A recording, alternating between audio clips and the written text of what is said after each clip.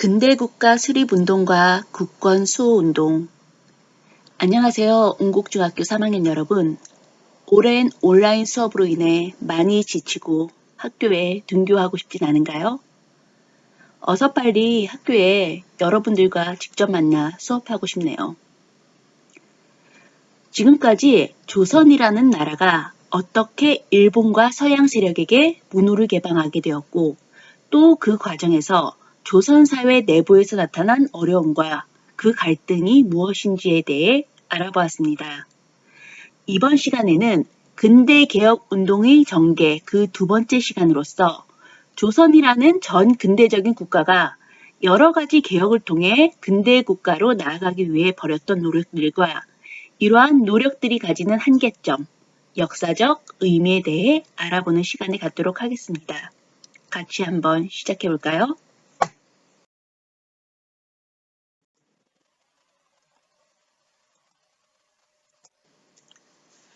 본 수업에 들어가기 앞서 우리 잠깐 지난 수업에 배운 내용 다시 한번 확인해 보도록 하겠습니다.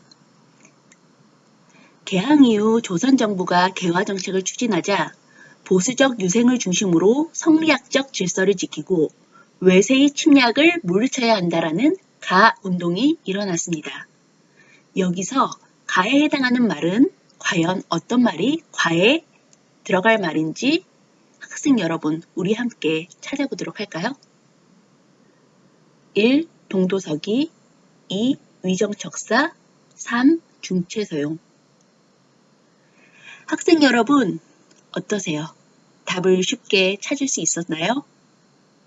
아마 여러분들 쉽게 정답을 찾을 수 있을 겁니다. 우리가 전에 배워 알고 있는 단어는 하나밖에 없었죠. 몇 번이었죠? 네, 2번 위정척사 하나니까요. 정답은 위정척사 운동이겠죠. 내용 기억하세요? 하나하나 살펴보겠습니다.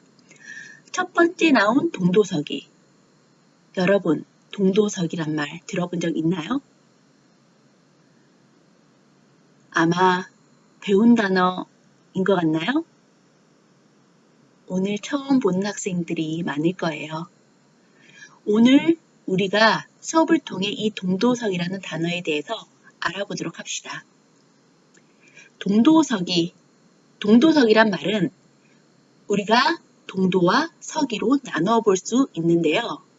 우선 동도라는 것은 동양, 즉 우리 고유의 제도와 사상을 의미하고 서기라는 것은 서양의 기술, 다시 말해 서양의 과학기술을 우리는 서기라고 합니다. 그렇다면 이 동도서기란 말은 다시 말해 동양, 즉 우리 고유의 제도와 사상을 그대로 지키고 계승하면서 서기, 서양의 기술만을 받아들이자는 구호로서 19세기 후반 서구 열강들이 동아시아 진출, 글쎄요, 그들의 입장에선 진출이었겠지만 우리 입장에서는 서구 세력의 침략이었겠죠. 이 서구 세력이 동아시아 침략이 이루어졌을 때, 19세기 후반 서구 세력의 동아시아 침략이 이루어졌을 때 조선에 등장한 어떻게 서양 문명을 우리가 받아들일 것인가 하는 서양 문명에 대한 수용론이 이 동도서기 이론입니다. 두 번째, 위정척사. 위정척사는 앞서서 우리가 배웠던 내용이죠. 위정척사란 위정과 척사가 합쳐진 말로서 위정이라는 것은 한자로 지킬 위에 바를 정자를 써서 올바른 것을 지키다라는 뜻, 의미입니다. 척사라는 것은 배척할 척에 사악할 사자를 써서 사악한 것을 배척하다라는 뜻이죠.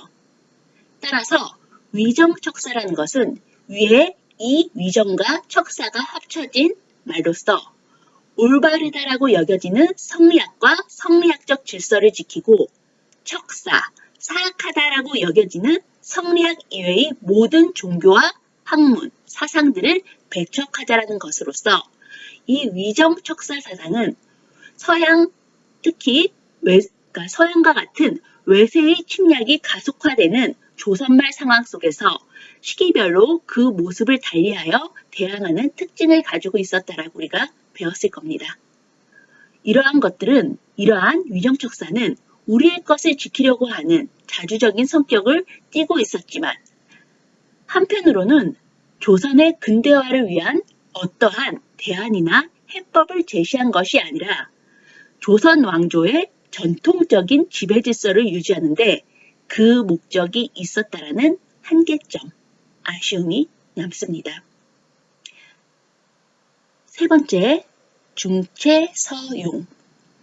이 중체서용이란 단어는 우리가 앞서 언급한 조선의 동도서기와 유사한 의미를 가진 용어로서 동도서기가 우리 조선의 근대화를 어떻게 할 것인가 하면서 여러 방법을 고민한 끝에 나오는 하나의 단어, 하나의 용어였다면 중국의 근대화 과정에서 나오는 단어가 이 중체서용이라는 단어였습니다.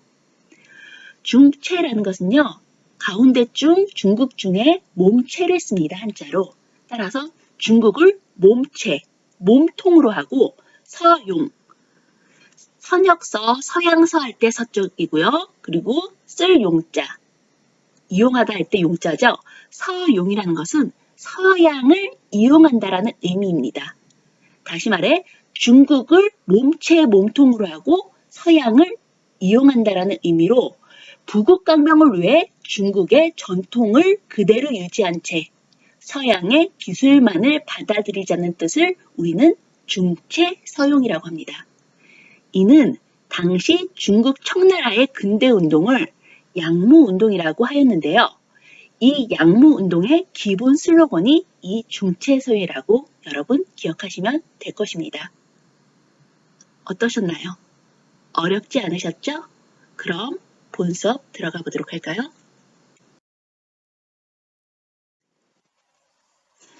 개화 세력의 분화와 갑신정변. 저번 시간에 이어 같이 공부해 보도록 합시다. 우선 이번 시간에 배워야 할 학습 목표 학생 여러분 다 같이 큰 소리로 읽으면서 알아볼까요? 첫 번째, 개화 세력이 나누어진 배경을 설명할 수 있다. 흥선대원군이 물러나고 고종이 직접 정치 전면에 나서게 되면서 쇄국정책, 통상수교 거부 정책을 펼쳤던 아버지와는 달리 조선의 문호를 개방하고 개화 정책을 추진하였다고 앞서서 살펴보았습니다. 이렇게 고종의 개화 정책을 추진하게 되자 이러한 고종의 개화 정책을 적극 지지해주는 통상개화론자들이 등장하게 되고 이들 통상개화론자들의 영향을 받은 개화파가 등장하게 되었는데요. 이러한 고종과 명성황후 측 가문인 민씨 일족의 지지를 받은 개화파. 다시 말해 개화 세력들이 이모곤란을 전후하여 크게 두 세력으로 나뉘어지게 됩니다. 그렇다면 이렇게 조선의 개화를 부르짖은 이 개화 세력이 둘로 나뉘어지게 된 그 배경과 그들이 주장하는 바는 과연 무엇이었는지에 대해 지난 시간에 이어서 이번 시간에도 함께 알아보도록 하겠습니다. 학습 목표 두 번째, 갑신정변의 배경과 목표를 설명할 수 있다. 우리나라 최초의 정치개혁운동이라고 평가받는 갑신정변. 이 갑신정변이 일어나게 된 그 역사적 배경과 갑신정변을 일으킨 이들이 궁극적으로 만들고자 한 나라는 과연 어떤 나라였는지, 그들은 어떠한 조선의 미래를 꿈꾸며 갑신정변이라는 사건을 일으키게 되었는지, 오늘 이 시간에 그 원인과 내용, 역량에 대해 함께 알아보도록 하겠습니다. 세 번째, 거문도 사건의 배경을 안다. 거문도 사건이 일어나게 된 배경. 당시 한반도를 둘러싼 열강들의 세력 다툼을 중심으로 파악하고 이해하는 시간을 갖겠습니다. 이 거문도 사건 꼭 알아두셔야 되겠죠? 이번 시간에 공국중 학생 여러분들이 배워야 할 학습 목표. 다 같이 머릿속에 기억하면서 한번 같이 이번 수업 공부해 보도록 할까요? 개화 세력의 분화와 갑신정변, 그 두 번째 시간. 이무곤란에 대해서는 지난 시간에 살펴보았죠.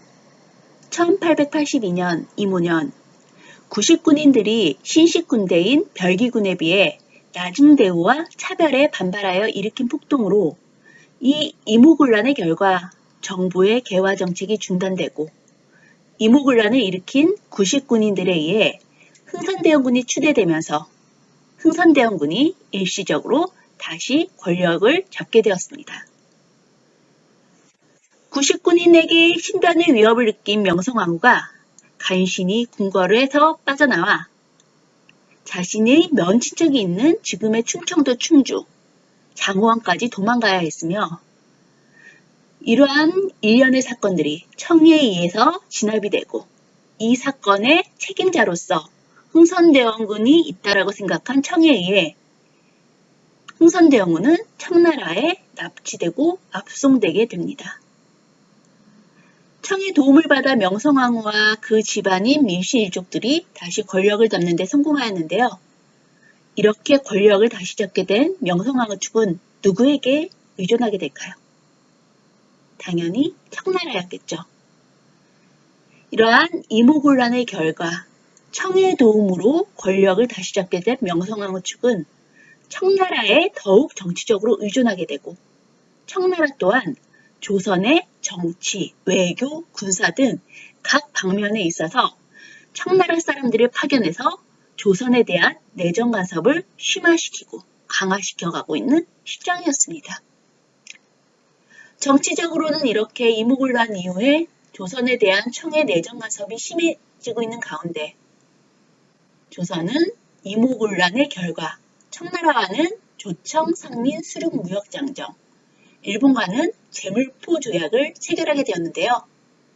청나라와 조청, 상민, 수륙 무역장정이라는 조약을 체결함으로써 그전까지 제한적으로 정해진 항구 안에서만 이루어졌던 청나라 상인과의 교역이 이 조청, 상민, 수륙 무역장정의 체결을 통해 조선 내륙까지 청나라 상인들이 진출이 허용이 됨으로써 중국 청나라 상인에 의한 조선의 경제적 침탈이 더욱더 심해지는 계기가 되었고요.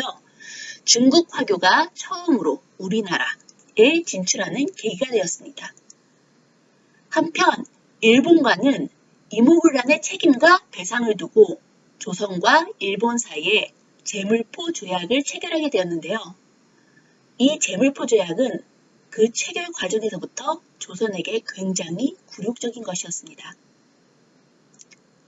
왜냐하면 체결 장소로서 오늘날 인천, 당시 일본 군대의 임시 군영이 있었던 제물포까지 조선의 관리가 직접 내려가 체결하였기 때문이었죠. 이렇게 굴욕적인 방식으로 조선은 일본과 당시 제물포 조약을 체결하여 이무곤란 때 살해당한 일본인 교관을 비롯한 일본인과 그 과정에서 불타버린 공사관에 대한 배상금을 지불하였고요. 조선에 있는 일본인의 안전 확보라는 명분으로 조선에 있는 일본 공사관에 일본 군대를 주둔하게 함으로써 일본 군대가 처음으로 조선에 합법적으로 주둔할 수 있게 되었습니다. 그것도 한양이에요. 이렇게 이무곤란 이후에 조선에서는 경제적으로 청나라와 일본의 경제적 침탈, 수탈이 더욱더 심해지고 있는 상황 속에서 정치적으로 중국 청나라의 조선에 대한 내정 간섭 또한 심해지고 있는 상황이었습니다.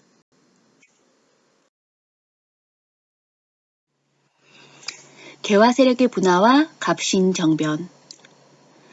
이무곤란이라는 사건을 겪으면서 청에 대한 정책과 개화 방법을 둘러싸고 개화 세력이 둘로 나뉘게 되었다고 앞서서 얘기하였습니다. 그렇다면 이무곤란을 전후하여 둘로 갈라지게 된 개화 세력들이 언제부터 형성이 되었고 어떠한 과정을 거쳐서 누구에 의해 이들의 사상들이 변화, 계승, 발전되어 가는지 알아보겠습니다.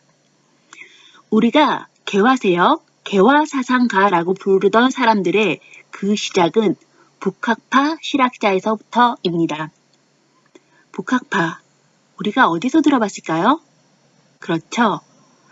실학사상을 공부하면서 이 실학사상을 연구하는 실학자에 중농학파 실학자와 중상학파 실학자가 있다고 배웠고, 당시 상공업을 중시하던 이 중상학파 실학자들을 청나라의 문물을 적극적으로 수용할 것을 주장하는 북학사상을 가지고 있었기에 북학파라고도 다르게 부른다고 배웠습니다.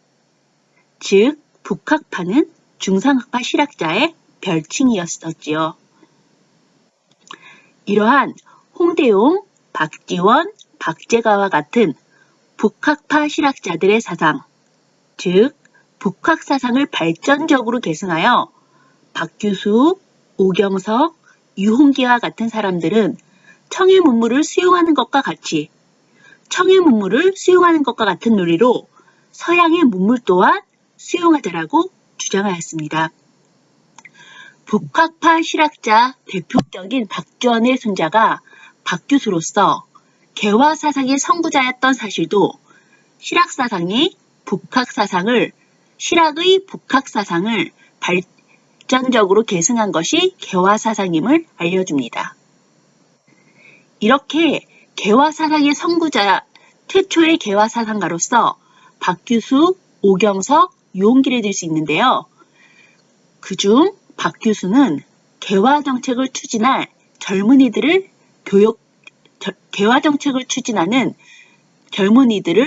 교육을 담당하였습니다. 어떻게 박규수가 당시 개화정책을 추진할 젊은이들의 교육을 담당할 수 있었을까요? 당시 박규수는 그 출신 성분이 양반 출신에다가 고위 간직을 지냈기 때문에 그를 추종하는 젊은이들을 모으기가 상대적으로 쉬웠기 때문이었겠죠. 이 젊은이들이 개항 이후 개화정책을 추진하는 중심 세력이 되었는데요. 우리는 이들을 개화파라고 부릅니다. 이모군란 이후에 청은 조선에 대한 내정 간섭을 강화합니다. 이러한 청에 대한 정책과 개화 방법을 둘러싸고 개화 세력이 둘로 나뉘게 되는데 김홍집, 어윤중, 김윤식을 중심으로 하는 옹건개화파와 김옥균, 박영효, 홍영식, 서광범을 중심으로 하는 급진개화파, 이렇게 둘로 나뉘게 됩니다. 똑같이 박규수로부터 개화사상을 전수받고 지도받았지만 급진개화파에 해당하는 사람들은 박규수가 죽은 후에 따로 중인 출신 개화사상가였던, 보이시죠? 유홍기의 지도를 받았습니다. 당시 고위관료를 지내고 좋은 집안 출신인 박규수보다 유홍기는 중인 출신이었기 때문에 조선 사회가 가지고 있었던 차별과 모순, 불합리한 점들을 더 많이 느꼈을 테고요. 더욱더 절실히 개혁에 급진적이고 조속한 추진을 열망하였을 겁니다. 이렇게 개화사상가들은 똑같이 박규수의 영향을 받았지만 옹건개화파, 급진개화파 똑같이 박규수로부터 그러한 영향을 받았지만 이렇게 유홍기로부터 따로 영향을 받은 김옥균, 박영효, 서광범, 홍영식들을 우리는 급진개화파라고 합니다. 이렇게 해서 북학파 실학자들에서부터 그리고 개화사상의 선구자, 그리고 이렇게 개화파가 어떻게 나뉘게 되었는지 우리 이번에 살펴보았습니다.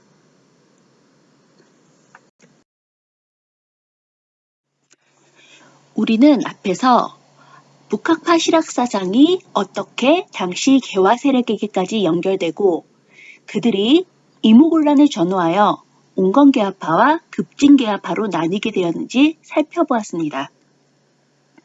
기억하시나요? 조선책략이라는 책.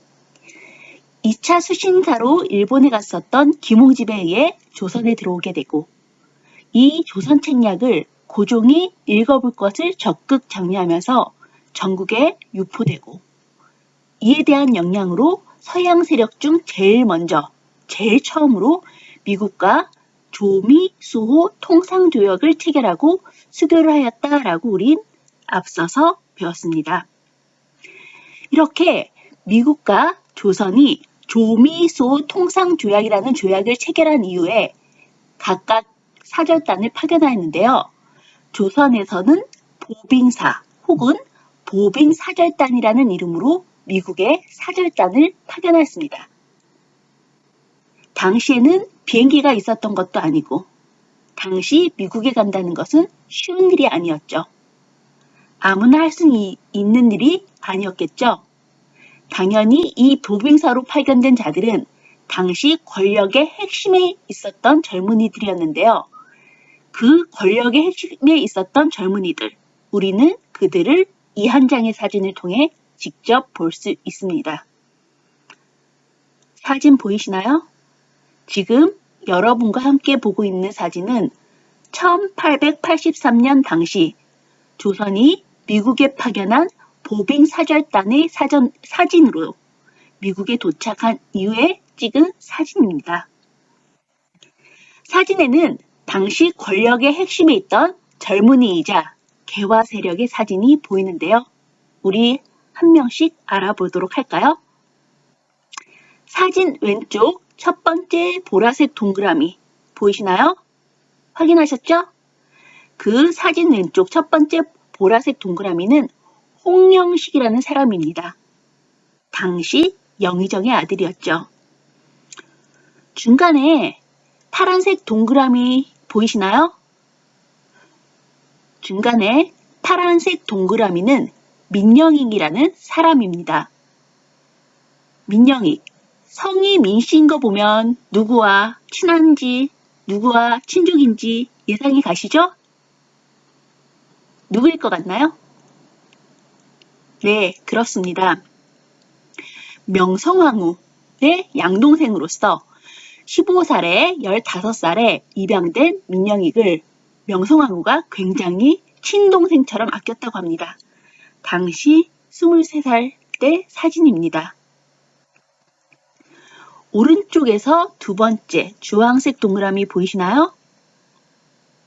오른쪽에서 두 번째 주황색은 서광범이라는 사람입니다. 역시 명문 집안 출신으로서 일찍이 김옥균을 수행하여 일본으로 건너가 일본 문물을 경험했던 개화파 인물이었습니다.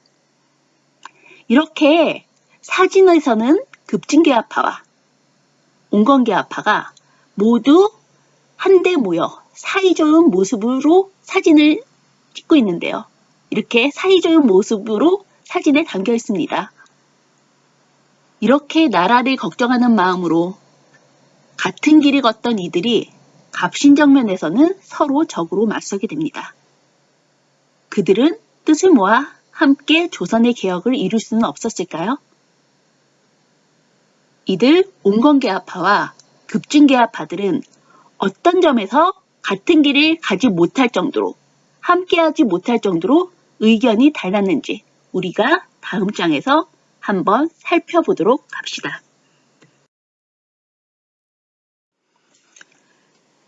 개화 세력의 분화. 지금 우리는 그 개화 세력이 온건개화파와 급진개화파로 이모곤란 직후에 분화되어 있는 각각의 특징에 대해서 살펴보도록 하겠습니다. 아까 이모곤란 이후에 청나라의 내정 간섭이 심해지고 있는 상황 속에서 개화 세력, 다시 말해서 이 개화파들이 개혁의 속도, 내용, 방식을 두고 온건개화파와 급진개화파로 나뉘게 되었다라고 우리가 앞서서 살펴보았는데요. 그 중에서 김윤식, 김홍집, 어윤중과 같은 사람들은 당시 권력을 잡고 있던 명성황후의 집안, 즉 민씨 일족과 결탁하여 청나라의 내정 간섭에 대해 그대로 인정하는 입장이었습니다. 따라서 그들의 이러한 태도에 비판적이었던 급진개화파가 뒤에 나옵니다. 아직 안 배웠죠?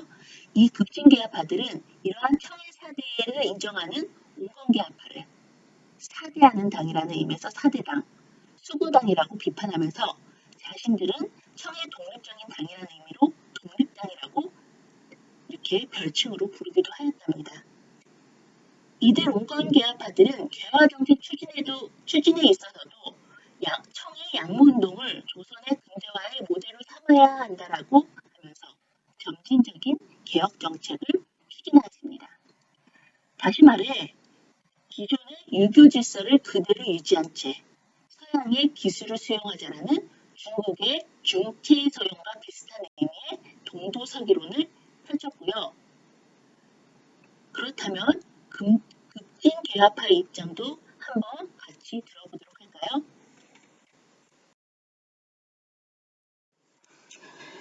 급진개화파들은 청에 대한 사대관계, 내정 간섭을 인정하는 온건개화파 세력을 수구당, 사대당이라고 비판하며 아까 얘기했죠?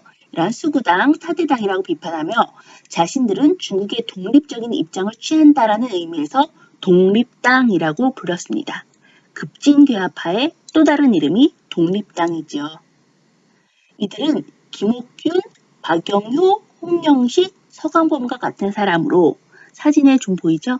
이러한 김옥균, 박영효, 홍영식, 서강범과 같은 사람으로 조선이 근대적 국가로 거듭나기 위해서는 일본의 메이지 유신을 본받아 서양의 기술뿐만이 아니라 그 제도와 사상을 적극적으로 수용하려는 급진적인 개혁을 추진해야 한다라고 주장하였습니다. 그렇다면 앞장에서 배운 온건개화파와 급진개화파, 조선의 근대화를 이루려고 했던 이 두 세력들이 충돌하게 된 원인은 과연 무엇이었을까요? 우리는 다음 장에서 그 이유에 대해 알아보겠습니다. 갑신정변 직전의 조선의 상황, 한마디로 풍전등화였다라고 말할 수 있겠는데요. 앞서서 일어났던 구식 군인들의 반란, 그 이무군란을 청나라가 진압하게 되고 청의 도움으로 다시 권력을 잡게 된 명성황후와 그 민씨 일족들은 청나라에게 전적으로 의존하게 되고 청나라 또한 조선의 내정 간섭을 심하게 하는 상황이었습니다. 그러한 상황 속에서 청의 간섭으로 점차 개혁이 소극적으로 변하게 되고 그 전까지 고종이 추진하였던 개화 정책 또한 청의 내정 간섭으로 하나 둘씩 무산되고 있는 상황이었는데요. 당시 급진적인 개혁을 꿈꾸고 있었던 급진개화파들에게 있어서 이러한 상황은 많은 좌절을 안겨주는 것이었습니다. 아까도 말씀드렸다시피 이들 급진개화파들은 청나라와의 사대 관계를 청산하고 메이지 유시처럼 일본의 근대화 방식을 조선도 그대로 본따, 서구화해야 한다라고 생각하였습니다. 다시 말해 서구의 기술뿐만 아니라 제도와 정신까지 받아들이자는 급진적 개혁을 꿈꾸던 사람들이었죠. 이러한 상황 속에서 우리가 아까 사진에 봤었던, 기억하시나요? 민여깅이란 사람? 사진 중간에 있었던 사람 기억하시죠?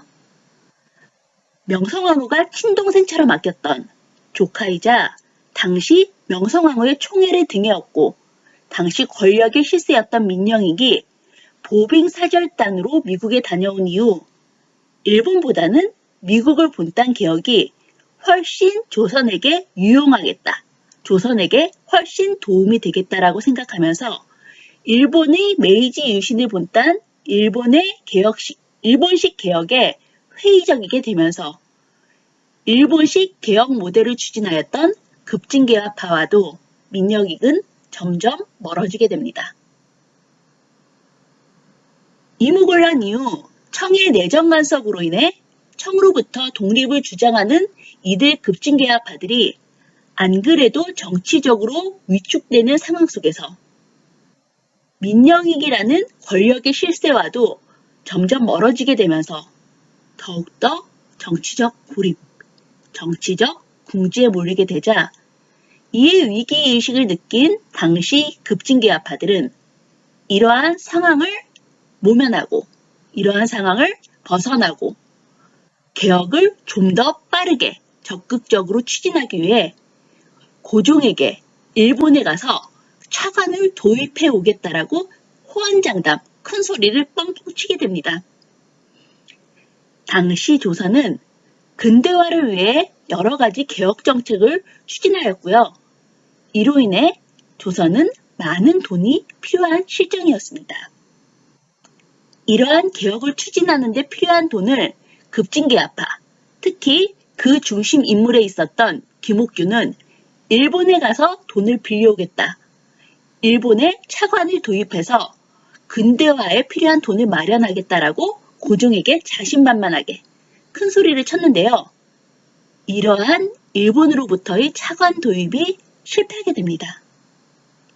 이렇게 일본으로부터의 차관 도입이 실패하게 되면서 급진개화파의 조선에서의 정치적 입지는 안 그래도 이렇게 위축된 상황 속에서 더욱더 약화될 수밖에 없었던 것이죠.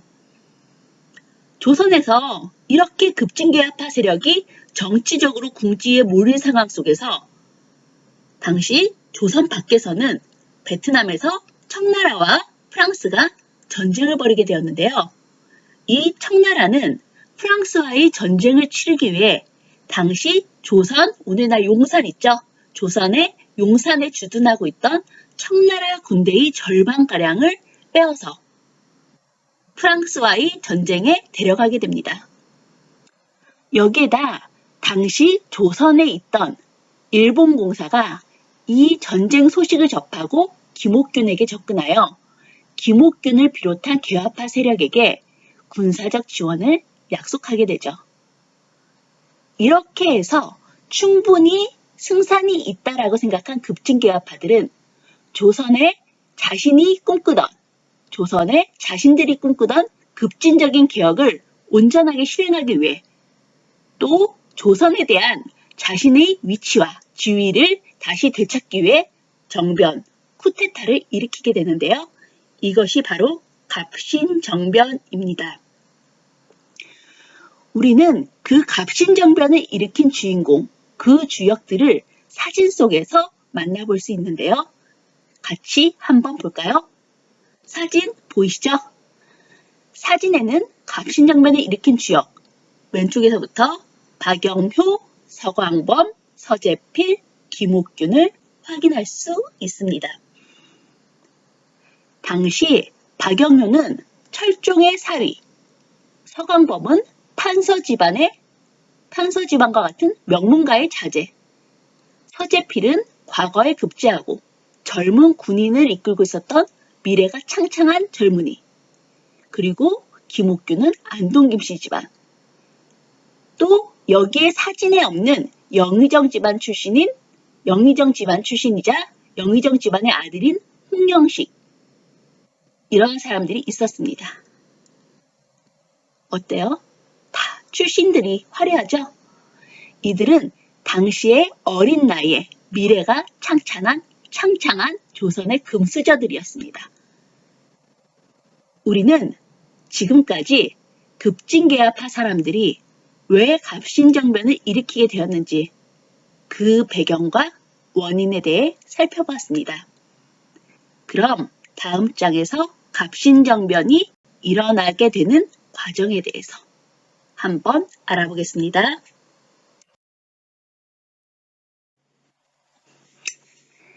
갑신정변의 전개 과정. 갑신정변이 일어나게 되는 과정에 대해서 한번 알아보겠습니다. 1884년 갑신년 김옥균을 중심으로 하는 급진개화파, 다시 말해 개화당 인사들은 쿠데타를 일으키게 되는데요. 1884년 12월 4일, 이날은 우리나라 최초의 우체국이라 부를 수 있는 우정국이 개국을 축하하는 축하 파티, 축하 연회를 하는 날이었습니다. 여러분, 사진 속에 우정총국이라고 쓰여진 그 사진 보이시나요? 당시 이 우정총국, 우정국의 총책임자가 급진괴합파에 속하는 홍영식이었습니다. 따라서 우정국 개국 축하연을 하는 자리에는 조선의 당시 권력자들이 한자리에 모이게 되고 이 우정국 축하연이야말로 그들을 한꺼번에 제거하고 쿠데타를 일으키기 좋은 장소, 좋은 기회라고 급진괴합파들은 생각하였습니다. 급진괴합파들은 개국 축하연이 벌어지는 장소 근처에다 폭탄을 설치하고 터뜨리면서 쿠데타를 시작하려 하였지만 설치되었던 폭탄이 예정대로 터지지 않게 되자 급한 대로 사람을 시켜서 근처 민가에 불을 지르게 합니다. 이렇게 해서 역사적인 갑신정변이 시작이 되었는데요. 불이 나게 되면서 사람들은 우왕좌왕하게 되고 정신이 없게 되고 또 당시의 권력의 실세들이 당황하면서 모두 무슨 일인가 해서 장소에서 뛰쳐나오게 되는데요. 당시 민영익은 괴화파의 칼에 맞고 중상을 입고 쓰러지게 됩니다. 또한 다른 정부의 주요 인사들도 살해당하게 되었죠. 이렇게 혼란을 일으킨 김옥균은 당시 고종이 있던 창덕궁으로 가서 뭔가 큰일이 일어나고 있다. 뭔가 큰일이 일어나고 있다면서 고종과 명성황후를 당시에 있던 창덕궁에서 경우궁으로 그 장소를 옮기는데 성공하게 됩니다. 그들이 고종과 명성황후를 창덕궁에서 경우궁으로 옮긴 이유는 장소가 넓은 창덕궁보다 상대적으로 작은 공간인 경우궁이 그들이 국왕을 옮겨 방어하기 쉽다고 생각하였던 것이죠. 이렇게 고종을 경우궁으로 이동시킨 급진괴합파들은 12월 5일과 6일 열심히 이틀 동안 회의를 하여 그들이 꿈꿔왔던 나라에 대한 모습을 담은 14개조 조항으로 이루어진 14개조 개혁안을 발표하게 되는데요. 그 내용에 대해서 우리 잠시 뒤에 살펴보기로 하겠습니다. 이렇게 궁궐을 옮기고 혼란스러운 상황에 대해 의심스럽게 생각하는 사람이 있었는데요. 바로 명성황후였습니다. 명성황후는 사람을 보내 청나라와 은밀히 연락하면서 일단 자신이 현재 머물고 있는 이 경우궁에서 벗어나야겠다라고 생각합니다. 따라서 경우궁이 너무 좁다, 답답하다라면서 다시 넓은 창덕궁으로 돌아가자라고 조르게 되죠. 창덕궁은 그 장소가 넓어 급진괴합파 세력들이 가지고 있던 군사와 그들과 사전에 협력한 일본군만으로 호위하기가 어려웠습니다. 그래서 다시 창덕궁으로 돌아가게 되면 좀 어렵고 불리한 상황이었지만 그래도 일본이 도와준다고 했으니 그 일본군들을 믿은 김옥균을 비롯한 급진괴합파들은 고종과 명성황후를 명성황후의 뜻대로 창덕궁으로 다시 옮기게 되고요. 그렇게 궁궐로 돌아온 상황 속에서 청나라의 군대가 대거 들어오게 됩니다. 500여 명의 괴화파 세력과 1500여 명의 청나라의 군대. 결과는 어땠을까요? 당시 도와주겠다라고 약속을 했던 일본군의 지원은 상황이 안 좋게 돌아가자 약속을 어기고 도망가게 되고요. 상황이 더욱 불리하게 돌아가는 것을 직감한 급진괴합파 세력은 일부는 고종을 끝까지 호위하다 죽임을 당하고 또 일부는 일본 공사관에 몸을 숨겼다가 일본으로 망명하게 되죠. 이렇게 해서 최초의 근대적 정치개혁운동인 갑신정변은 다시 한번 청나라 군대의 개입으로 불과 3일 만에 실패로 끝나게 되는데요. 우리는 이를 3.1천하라고도 부릅니다.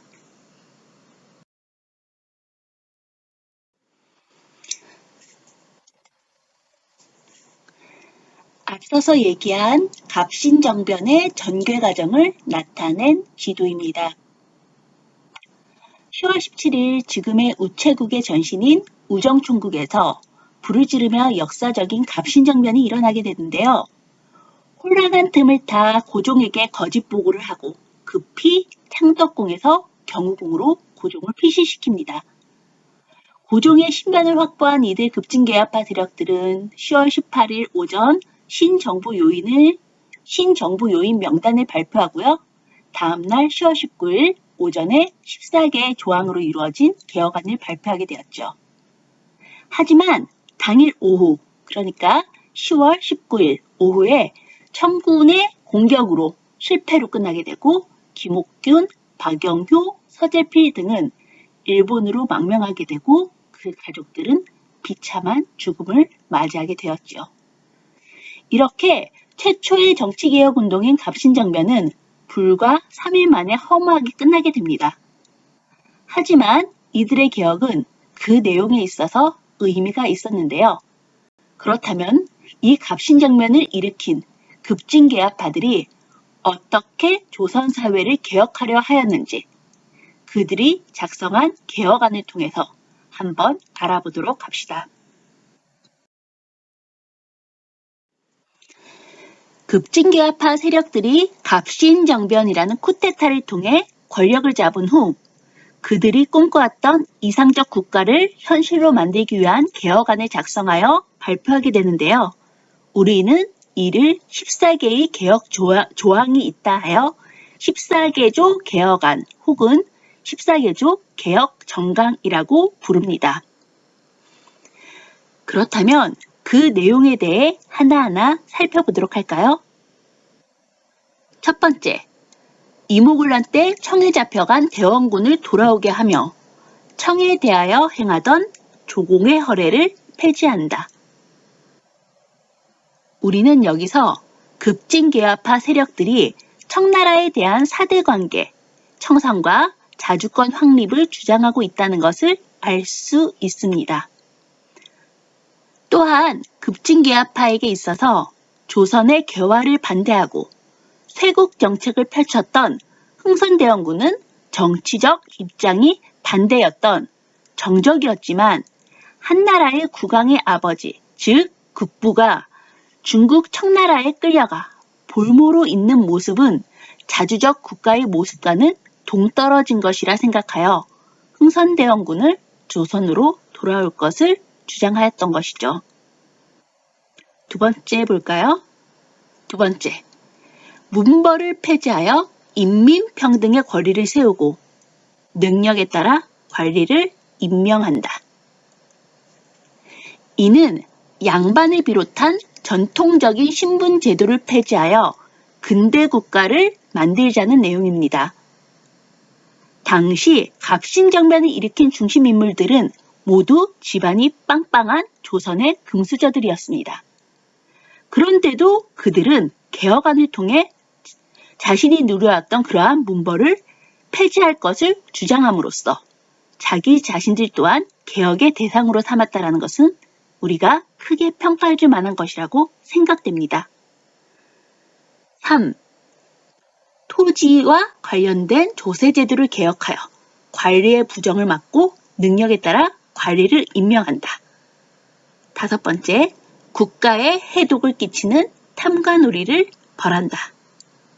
여섯 번째, 각 도의 환곡을 영구히 폐지한다. 이렇게 이 조항들에 대해서는 당시 세도정치 이후 고종이 즉위함에도 불구하고 계속되어 온 이러한 조선 사회가 당면한 문제, 사회 모순들을 개혁하여 근대적 국가로 나아가려 했던 당시 급진개혁파의 생각을 우리는 이 14개조 개혁안을 통해서 엿볼 수 있습니다. 지금까지 갑신정변이 일어나게 된 배경과 전개 과정, 개혁안을 통해 본 그들의 주장에 대해 살펴보았습니다. 결국 갑신정변은 청군의 개입으로 인해 불과 3일 만에 실패로 끝나게 되었는데요. 이는 이후 조선의 정치 여정에 많은 영향력을 끼칩니다. 그렇다면 갑신정변이 조선에 어떤 결과를 초래하게 되었는지 한번 살펴보도록 할까요? 갑신정변의 결과. 첫 번째, 안 그래도 조선의 내정에 심하게 간섭했던 이 청나라가 이후 더욱더 정치적 간섭이 심화되게 됩니다. 두 번째, 급진개화파의 후퇴. 갑신정변을 일으킨 주역들은 모두 죽임을 당하거나 일본으로 망명하면서 급진개화파 세력은 크게 후퇴하게 되고 이후 조선에서는 개혁의 기획자도 언급하기 어려울 정도로 개혁의 씨가 마르게 되고 보수화되게 됩니다. 세 번째, 갑신정변 이후 청나라와 일본은 텐진에서 텐진 조약을 체결하게 되는데요. 그 내용은 청나라군과 일본군 중 어느 한쪽의 군대가 조선에 들어오게 되는 상황에 처하면 미리 사전에 상대방 국가에 통보를 하고 양국이 동시에 조선의 파병과 동시에 철수하는 내용이 담겨 있습니다. 갑신정변에 어느 정도 책임이 있는 일본이 청국과 동등하게 조선에 대한 파병권을 얻어낸 것은 일본의 외교적 성과였고 이는 10년 뒤 동학농민운동이 일어났을 때 이때 체결한 텐진 조약으로 말미암아 청과 일본군이 동시에 조선에 출병하여 조선 땅에서 그 주도권을 가지고 청일전쟁을 일으키는 실마리를 제공하게 됩니다. 또한 일본과 조선은 한성조약을 체결하게 되었는데요. 먼저 군사적 지원을 약속했던 일본이 약속을 어겼음에도 뻔뻔하게 배상을 요구하는 것은 가히 후안무치한 행동이라 할 수 있습니다. 옆에 사진 보이시나요? 옆에 사진은 갑신정변을 일으킨 급진개화파 중에 그 중심 인물이었던 김옥균에 대한 사진과 사파입니다. 첫 번째 사진은 김옥균이 조선에 있었던 모습이었고요. 두 번째는 갑신정변이 실패로 끝난 이후에 목숨을 부지하기 위해 일본에 망명 중인 김옥균의 모습입니다. 가족들이 반역죄인의 가족이란 명목으로 처참하게 죽임을 당한 이후에 일본으로 망명하면서 괴롭고 힘든 상황이 이 사진에서 보여지는 것 같네요.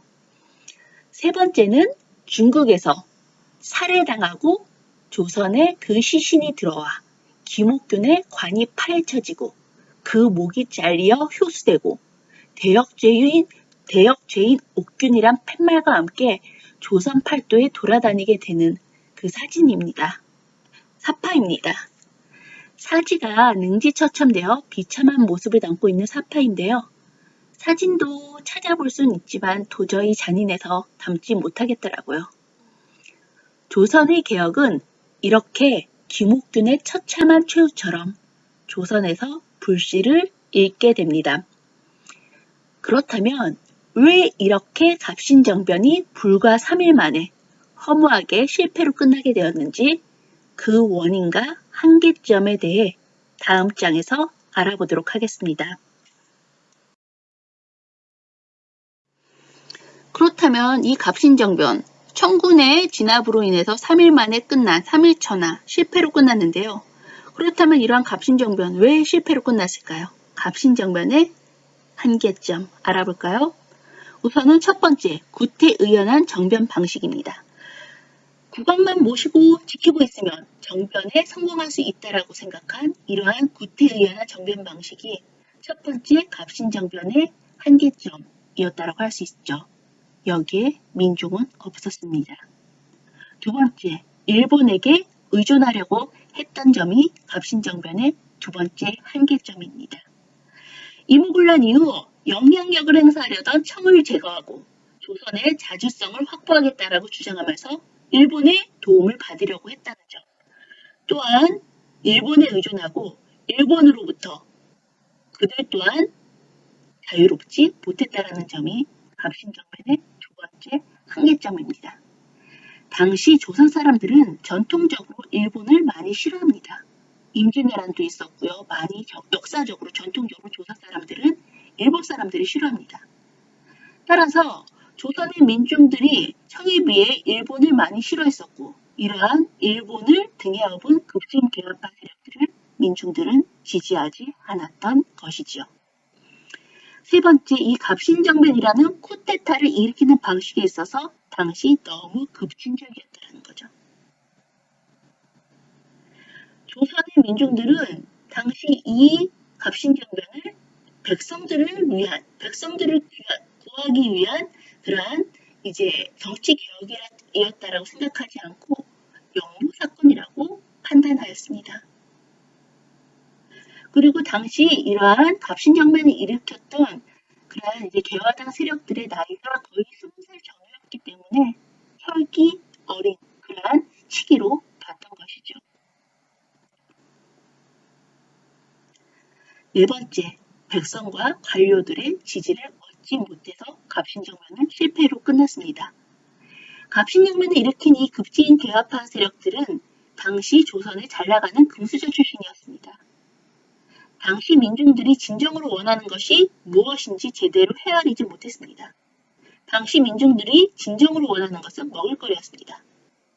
하지만 갑신정변의 개혁안에는 당시 민중들이 절실히 원하고 필요했었던 토지개혁을 제시하지 않았습니다. 민중이 싫어했던 일본의 세력을 등에 업고 민중이 원하였던 토지개혁안은 없고 또 당시 급진개혁파가 이렇게 나이가 20살 전후로 너무 어렸기 때문에 당시 관료들이 봤을 적에는 새파랗게 어린 젊은이들, 애기들이었죠. 따라서 관료들 또한 이런 어린 아이들을 믿고 지지를 해주기 어려운 상황이었습니다. 이렇게 백성과 관료들의 지지를 얻지 못한 소수의 이러한 개화파 세력들의 위로부터의 개혁이었기 때문에 일반 백성들을 외면한 그들만의 개혁, 위로부터의 개혁은 성공할 수 없었던 것이죠. 하지만 이러한 한계점에도 불구하고 갑신정변이 오늘날 우리에게 남겨주는 역사적 의미 또한 있는데요. 그것은 근대적 국가를 건설하고자 하는 최초의 정치개혁 운동이라는 겁니다.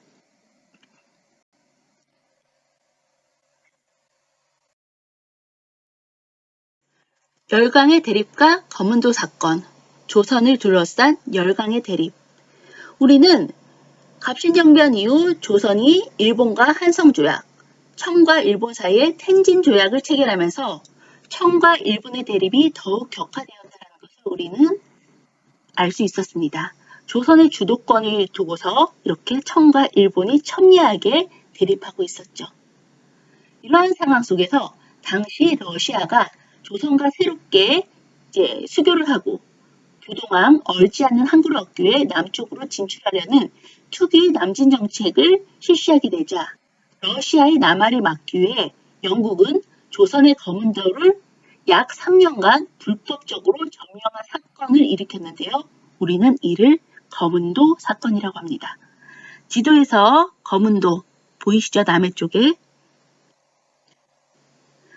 당시 영국은 제국주의 열강 가운데서도 세계 곳곳에서 러시아의 남하를 저지하며 러시아를 견제하는데 힘을 쏟았는데요.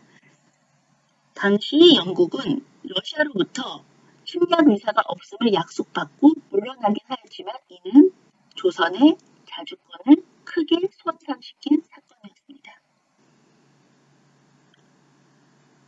이러한 일련의 사건은 당시 조선을 둘러싼 열강 간의 대립이 격화되었다는 것을 우리는 알 수 있는데요. 이러한 상황 속에서 조선 중립화론이 이제 대두되기도 하였습니다. 유길준, 부드러와 같은 사람이 조선을 스위스와 같은 영세 중립국으로 만들자라는 중립화론이 대두가 되어 있긴 하였지만은 이 중립이라는 것도 힘이 있어야 자신의 힘으로 중립을 지킬 수 있는 겁니다. 당시 조선은 힘이 없었죠. 따라서 이런 중립화론은 그냥 허공에다가 대고 소리친 그러한 허무맹랑한 소리일 수밖에 없었습니다. 중립이라는 것도 힘이 필요한 것이죠.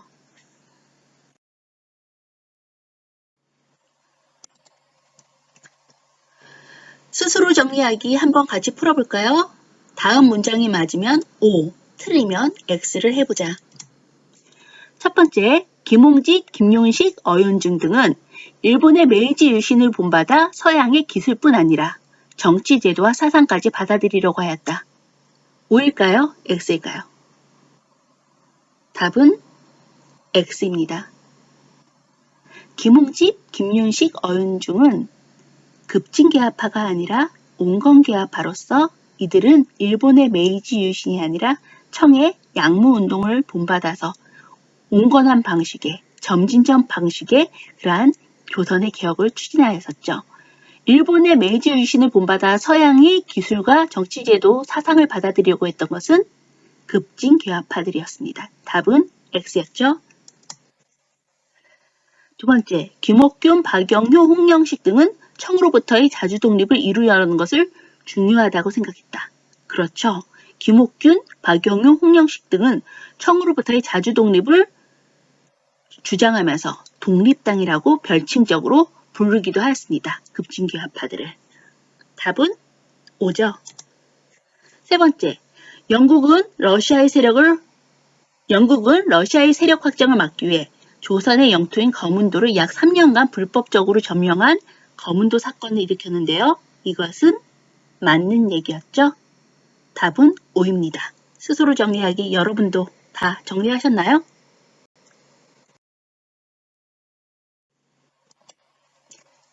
그럼 다음 시간엔 외세와 지배층에 맞선 동학농민운동에 대해서 함께 알아보도록 해요. 여러분 교과서 미리 읽어보시고요. 오늘 수고하셨습니다.